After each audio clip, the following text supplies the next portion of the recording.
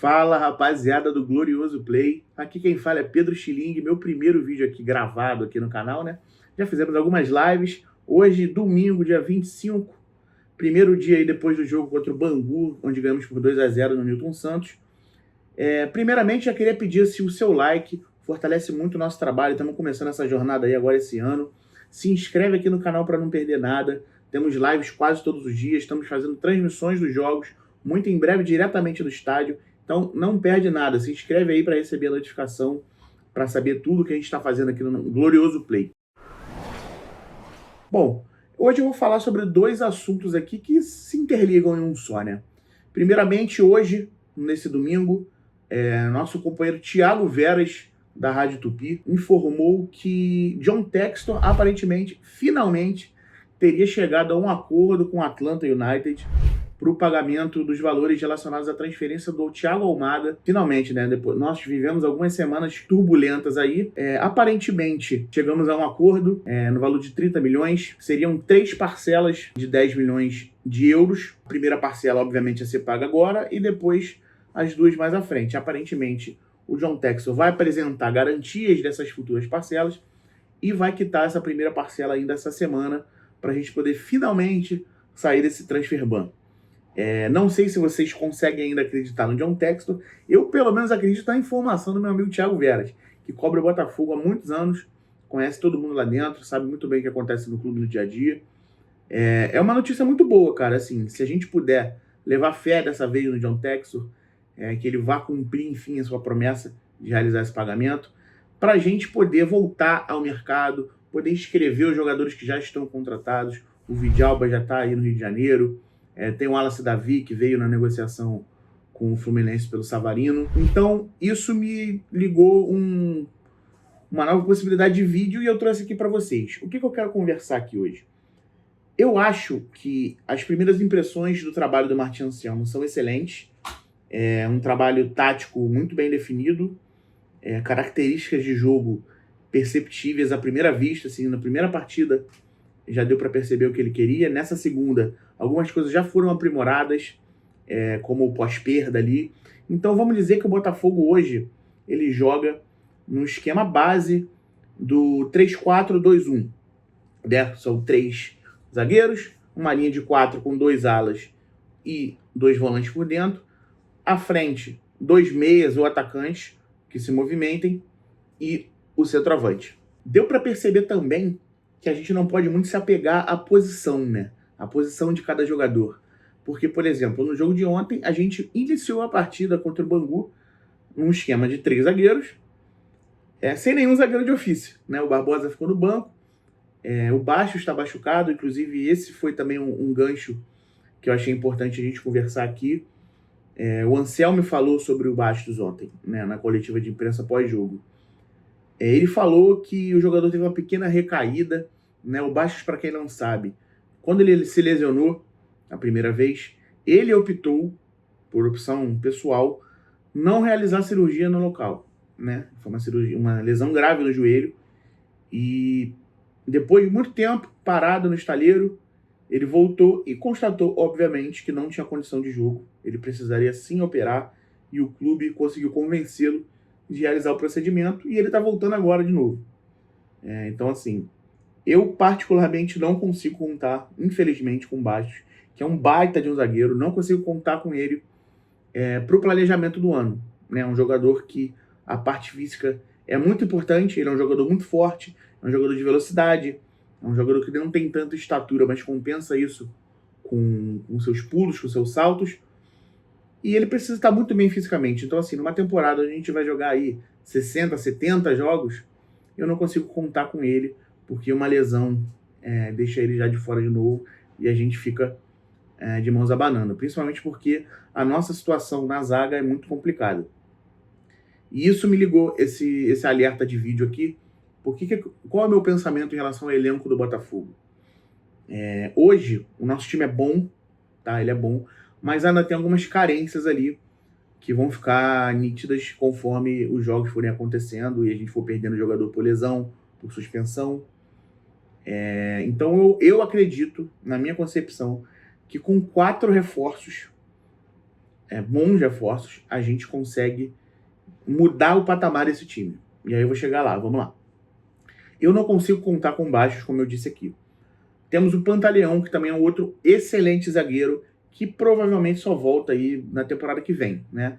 O retorno dele está previsto para outubro, então até ele recondicionar fisicamente, foi uma lesão também muito grave. Esse jogador só vai entrar em ritmo mesmo na próxima temporada. Então, para esse ano, embora eu tenha falado aqui que a gente não precisa se apegar muito à posição de origem do jogador, ontem começamos a partida com Marçal, Newton e Ponte. 2 laterais de ofício e um volante na linha de 3 zagueiros. Ainda assim é importante, né, se você vai basear a sua ida ao mercado, se você vai reforçar a zaga, é bom você ter um zagueiro. Então no nosso elenco hoje a gente tem o Barbosa e o Ítalo, que acabou de ser contratado, ainda não foi nem inscrito, que é um jogador que não inspirou muita expectativa da torcida, por estar vindo da segunda divisão do Canadá. Para o nível de exigência que ele vai enfrentar aqui no Botafogo, não acredito que tenha nível para ser titular. Então a gente tem basicamente aí o Barbosa, né? E o David Ricardo, que seria uma ótima opção, porque ele sabe, seria perfeito para o nosso esquema. É um jogador que tem qualidade para jogar ali, da mesma forma que o Marçal, né? Que é um lateral que tem qualidade para jogar de zagueiro. O David Ricardo é um zagueiro que tem qualidade para jogar ali de lateral, principalmente no esquema que vai ter um ala. Ele não precisa ir tanto à frente. Então seria excelente, mas infelizmente precisamos vender o jogador. Então eu acredito que a minha primeira contratação, dessas 4 que eu citei aqui, seria um zagueiro. Um zagueiro de nome, de qualidade. Né? De nome não necessariamente, porque a gente já aprendeu que o nosso scout consegue achar excelentes valores no mercado, sem ser um jogador necessariamente conhecido. Mas, para jogar ali com o Barbosa, eu traria sim um reforço para considerar titularidade. Né? Embora, como ontem, nem sempre jogaremos com zagueiros de ofício na posição de zagueiro. Passando para a linha do meio, eu acho que essa é que requer mais atenção. O esquema tático dele, apesar de ser ali um esquema base do 3-4-2-1, é um jogo muito fluido, onde a gente muda de esquema conforme o momento do jogo, conforme a necessidade do adversário. Então, acredito que a gente não precisa se basear necessariamente nesse esquema 3-4-2-1, mas é a base, né? É onde ele começa ali a nortear as ideias dele.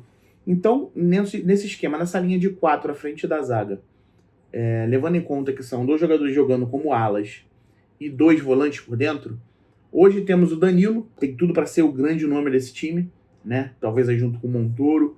Ontem o Santos jogou muito bem. Mas o Danilo ele vai ser o motor desse time. Então, ontem ele jogou ali o Danilo por dentro com o Alan, que também fez uma ótima partida, mas o Alan me preocupa a questão física. Não sei se ele aguenta a maratona de jogos. Se a gente entrar por exemplo, num mês decisivo, eu não sei se o Alan aguenta jogar todos os jogos. Nesses 2 últimos anos ele vem bem mal fisicamente. Isso compromete diretamente o rendimento do Alan, que é um jogador que é um motorzinho, como ele foi nessa partida contra o Bangu. Então, se ele mantiver a parte física, vai ser um grande reforço interno aí, considerando o Botafogo. O Danilo dispensa comentários, o jogador está em todas as partes do campo, é um jogador dinâmico, é um jogador que volta ali na linha de defesa para fazer a saída de bola, e daqui a pouco ele já está no ataque fazendo uma tabela que pode resultar num gol. Então o Danilo, cara, é a alma desse time, na minha opinião. Então eu acho que a gente precisa de um volante que tem aí, a gente está negociando com o Medina. A torcida e a diretoria estavam um pouco pessimistas em relação a essa negociação por causa do transfer ban. Se isso for resolvido e o jogador ainda estiver aguardando o Botafogo, como parece que está fazendo, está lá no Estudiante, não se transferiu para outra equipe. Então, enquanto ele permanecer no Estudiante, está ótimo para a gente, que é o clube que está negociando com a gente. Seria uma excelente dupla de volantes, Danilo e Medina, tendo ali o Alan para entrar ainda como reserva. A gente precisa de reservas de qualidade. O Alan, de fato, seria um reserva de qualidade. E aí, a quarta vaga ali de volante, o volante é uma posição que eu considero muito importante você ter muitas opções no elenco. É uma posição que se machuca muito, que está muito suspensa, né? Então, tendo ali Danilo, Medina, Alan, talvez o Newton, né? Se ele não jogar mais como zagueiro. E a molecada da base sempre tem o Arthur Novaes, que dá para aproveitar, tem o Gustavo Pereira, que dá para aproveitar. Então, eu acho que essa posição, com essa chegada do Medina, fica ótima. Então, aí, meu segundo reforço, né? Eu falei um zagueiro, um volante e agora vamos para a ala esquerda. Nós temos o Alex Telles, que, pô, ídolo, dispensa comentários, fez gol no final da Libertadores. Ontem entrou, né, ganhou um descanso ali, o Anselmo promoveu ali um revezamento, acredito até para nivelar o nível físico e até técnico do elenco inteiro, porque semana que vem já começa o Campeonato Brasileiro, uma difícil partida contra o Cruzeiro, que a gente precisa vencer o Cruzeiro. Tem aí 10 anos que a gente não ganha no Cruzeiro. Então, o Alex Telles ganhou um descanso, mas entrou no segundo tempo, deu passe para a jogada do pênalti, bateu o pênalti, fez o gol e garantiu a vitória do Botafogo. Então, ele é o titular indiscutível da posição, mas ontem, quando ele ganhou rodagem, quem entrou por ali foi o Nathan Fernandes. E assim, com todo respeito ao jogador, né, nada pessoal, claro, nunca é, mas não acredito que o Nathan Fernandes tenha nível para estar nesse elenco disputando vaga. Então, precisamos ali de um reforço para a ala esquerda, que seria o meu terceiro reforço. Então, temos aí Alex Telles e perdemos o Cuiabano, né? Então, precisamos ir ao mercado buscar um jogador que possa revezar com o Telles, que também não é mais nenhum garoto, então vai precisar de um descanso, de uma rodagem ali de vez em quando, porque o jogo dele é muito intenso, principalmente agora jogando como ala, ele vai precisar dessa sombra ali para poder jogar descansado na maioria das vezes. E vamos para a quarta posição. Não, para fechar o meio-campo primeiro, vamos para a ponta direita, né? O ala direito. Como ponte, surpreendendo muita gente, inclusive o Ponte tem ficado na zaga e o Vitinho tem sido ala. Né? Muita gente esperava que fosse o contrário, o Vitinho fosse fechar a linha de zaga e o Ponte fosse o ala. Mas eu acho que isso acontece principalmente devido à estatura. O Ponte é um jogador muito mais alto, muito mais forte fisicamente do que o Vitinho, então ele compõe ali o sistema defensivo. Tem jogado bem o Ponte ali. O Vitinho também fez boas partidas, mas é aquele problema que a gente sempre discute aqui. A questão dos cruzamentos do Vitinho não agradam muito. Apesar de ser um jogador agudo, ele mesmo disse que precisa melhorar. E eu levo toda a fé que ele consiga. Um jogador com um esquema bem definido, com a confiança em alta, ele tem tudo para evoluir nesse aspecto. Avançando ali para os dois meias, eu acho que é a posição que a gente está mais bem servido, porque não são necessariamente dois meias, tá, galera? Pode ser até ter um volante, um meia, ou dois atacantes, ou um atacante e um ponta.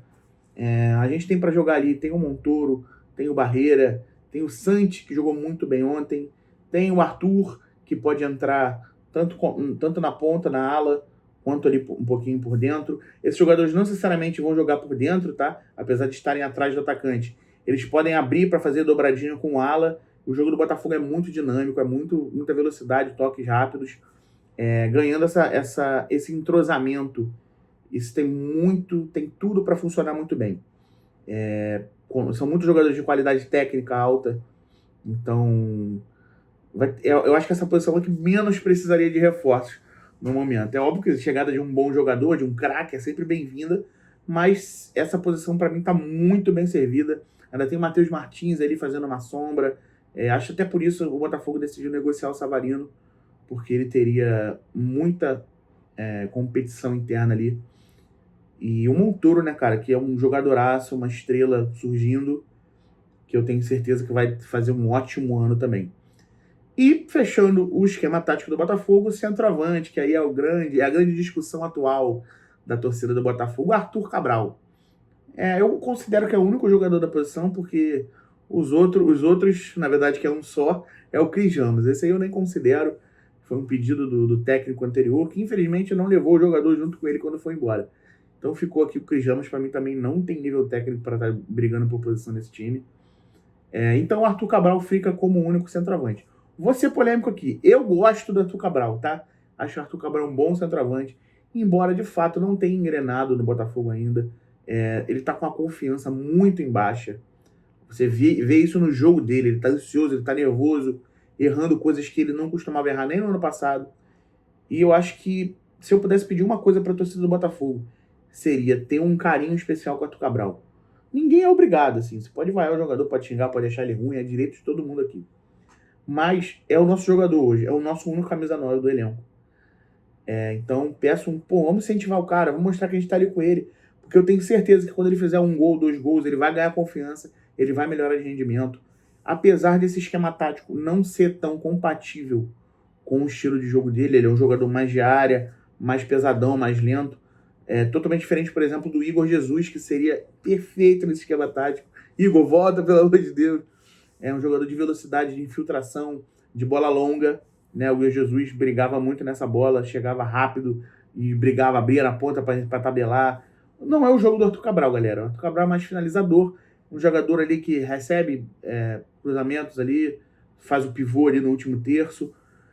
Talvez não se adapte a esse esquema tático do Martin Anselmi. E aí, por isso, é o meu quarto pedido de reforço.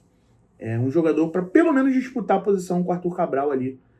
De preferência tendo uma característica um pouco diferente, sendo um pouco mais parecido com o Igor Jesus do que com o próprio Arthur Cabral. Eu acho que a gente ganha tendo as duas opções, podendo até jogar juntos, por que não? Né? Mudando o esquema ali para um 3-4-1-2, né? Que seria um jogador atrás do ataque, e tendo 2 atacantes ali na frente.